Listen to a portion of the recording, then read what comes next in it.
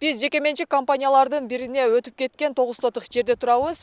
Бул жер кандай себептерден жеке менчикке өтүп кеткенин жергиликтүү тургундар да билишпейт, бирок алар балдар аянтчасын чоңойтуу максатын пландашкан. Бирок учурда жер талаштуу болуп, көйгөйү чечилбей келет.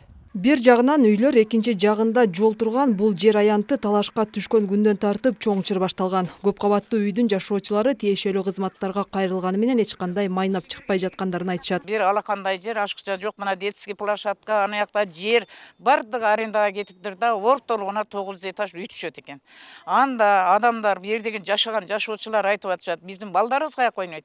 Биз мына летний кинотеатр болуп калган илгери. Азыр кечкурун балдардын баары мектептен кийин ушул жерде те ойношот, волейбол, баскетбол ойношот, волейбол ойношот, ар кайсы жерди бир белен илип алышып, футбол ойношот мына жерде. Менин оюм ошо жерлерди кичине мейли мынандай кылып сүйлөшүп, сылганыштырып, бир спортивный ошондой топ те ойной турган нерсе кылып берели.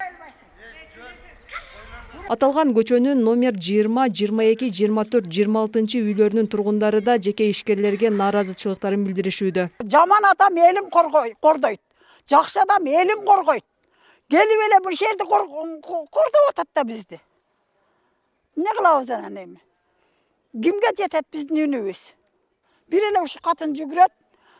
Эч кимдин баары келген квартиранттар байлар үйдү алып чыгып кеткен. Салиева көчөсүндөгү аталган жерге үй салууну пландап жаткан ишкер колунда бардык керектүү документтер бар экенин айтууда. Тактап айтканда, шаар куруу кеңешинен өтүп, 6 пункттун талаптарын аткаруу менен курулушка керектүү документтерди алганын айтат. Толук уруксат кагаздарды алдык. Жер жеке менчикте болуп эсептелет. Гос актылар бар. 2 жер тиркелген тең. Экөөнүн тең проектси бүттү. Тийиштүү кызматтардан уруксат кагаздарын алдык. Эң акыркы кагаз гос экспертизадан чыкты кагазы. Ошол кагаздарды алгандан кийин анан биз курулуш иштерин баштадык. Жергиликтүү бийликтин билдиришине караганда, аталган 9 сотук жерди сатып алган жеке ишкер мамлекеттик экспертизанын корутундусун алган. Мындан сырткары инженер техникалык шарттама жана башка проект долбоорлорунун документтери бар экенин айтты. Баягы инженер техникалык шарттама, башка норма проект долбоорлорунун бардыгынын тиешелүү документтери бар экен. Биз кече 18 октябрда ошол жергиликтүү тургундар менен мен өзүм жеке барып тиешелүү кызматтар менен барып жергиликтүү жашоочуларга ошол жерге 4 дом бар, 4 домдун ортосундагы жерге салабыз деп атат.